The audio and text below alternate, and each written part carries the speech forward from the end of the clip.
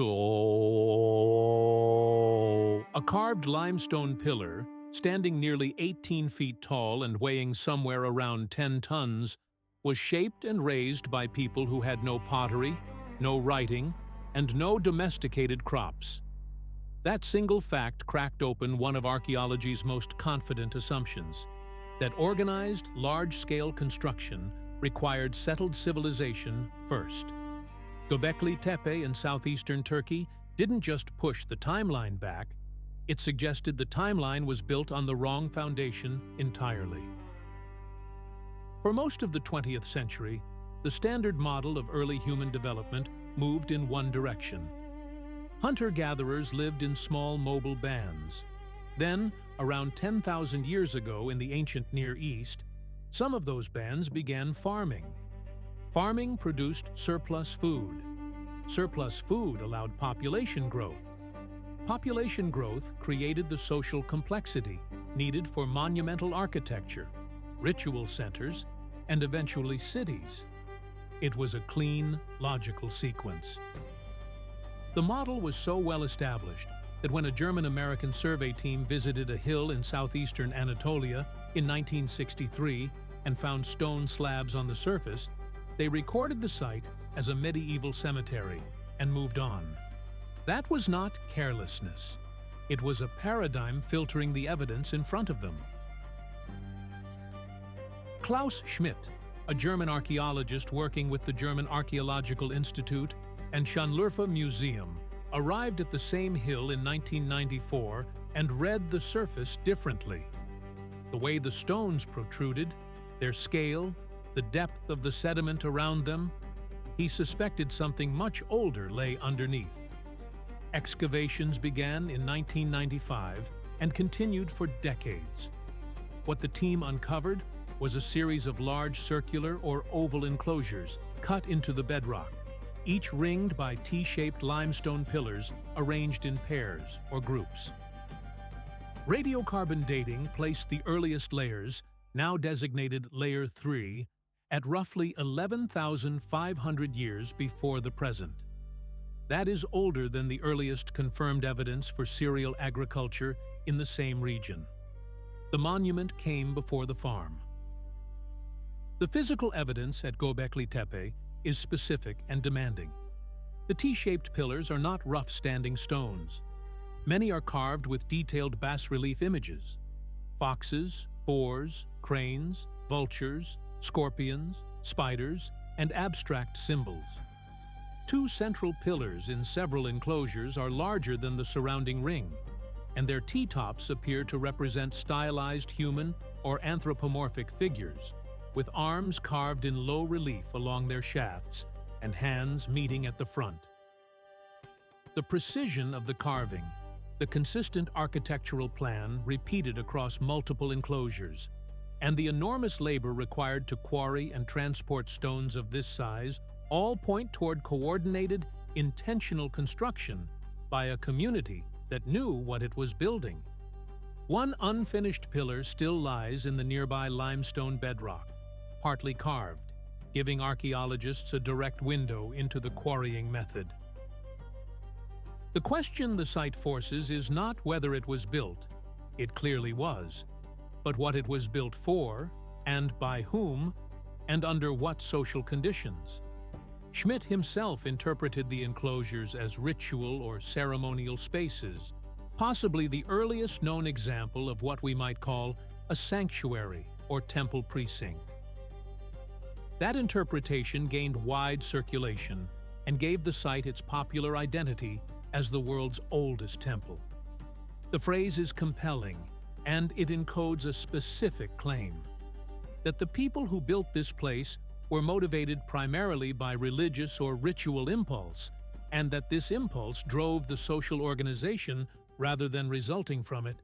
In other words, the temple came first, and the village followed. But that framing has attracted serious scrutiny from other researchers, and the scrutiny is based on evidence, not skepticism for its own sake.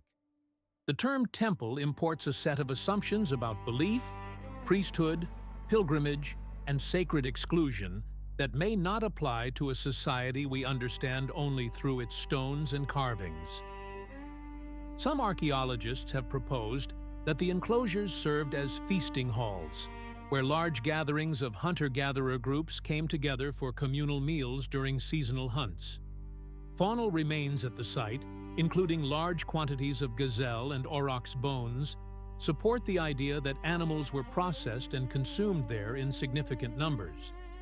The architecture would then reflect a social function, coordinating gatherings, reinforcing alliances, marking territory, rather than exclusively a spiritual one. Others have questioned whether the boundary between ritual and feasting, or between sacred and social, was even meaningful to the people who built the site. In many documented human cultures, communal eating is itself ritual, and the separation of the sacred from the practical is a relatively recent conceptual habit. This is not a minor academic dispute. If the enclosures were primarily feasting halls, then the social driver of the construction was ecological abundance and seasonal aggregation, not emergent religion. If they were primarily ritual spaces, then symbolic and cognitive complexity preceded and possibly catalyzed the transition to agriculture. The difference matters because it changes how we understand the relationship between belief, labor, and human settlement. The deliberate backfilling of the enclosures adds another layer of complexity. Gobekli Tepe was not abandoned in the usual sense.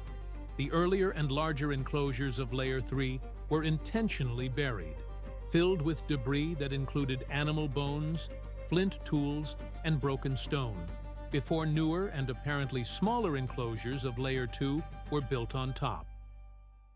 This sequence suggests a deliberate act of closure, possibly ritualized decommissioning, or possibly practical reuse of space.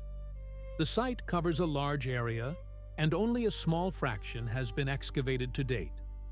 What lies beneath the unexcavated portions remains genuinely unknown. Nearby sites discovered more recently, including Karahan Tepe, which also lies in southeastern Turkey, contain comparable T-shaped pillars and carved imagery, and early dating suggests similar or overlapping timeframes. These sites are beginning to suggest that Gobekli Tepe was not a singular anomaly, but possibly part of a broader regional pattern of monument construction during the pre-pottery Neolithic period. That reframing is significant. A single exceptional site can be explained away as a local quirk. A regional pattern of similar construction implies a shared cultural practice spread across a landscape. People coordinating effort, sharing iconographic conventions, and investing labor in built spaces across a wide area, all before the food systems that were supposed to make such coordination possible.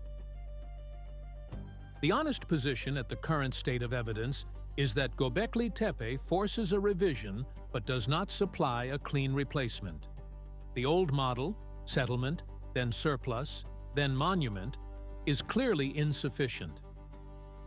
But the new model is still being assembled from fragmentary evidence.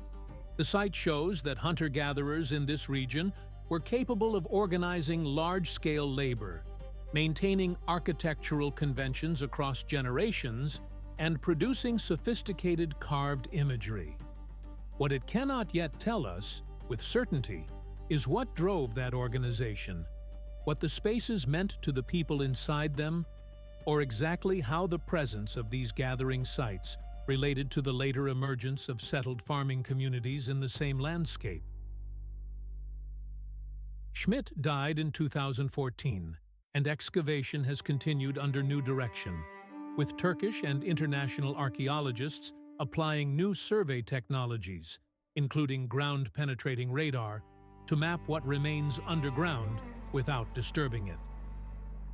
The site received UNESCO World Heritage status in 2018, a designation that reflects both its scientific importance and the challenge of protecting a partially excavated monument in an active landscape.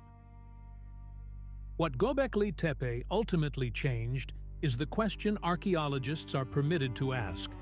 For decades, the discipline assumed that the cognitive and organizational capacity for monumental construction had to be earned through the slow accumulation of agricultural surplus. The site in southeastern Turkey demonstrated, in stone and radiocarbon dates, that the capacity was there first. Whether what was built there was a temple, a feast hall, a gathering ground, or all of those things at once, that question is still open. But the assumption it demolished is not coming back. The more uncomfortable implication is this. If hunter-gatherers could organize the construction of Göbekli Tepe, then the transition to agriculture may have been less about reaching a threshold of capability and more about a choice or a pressure we have not yet fully identified. Visual reconstructions are illustrative. Facts and interpretations are based on the sources listed in the description.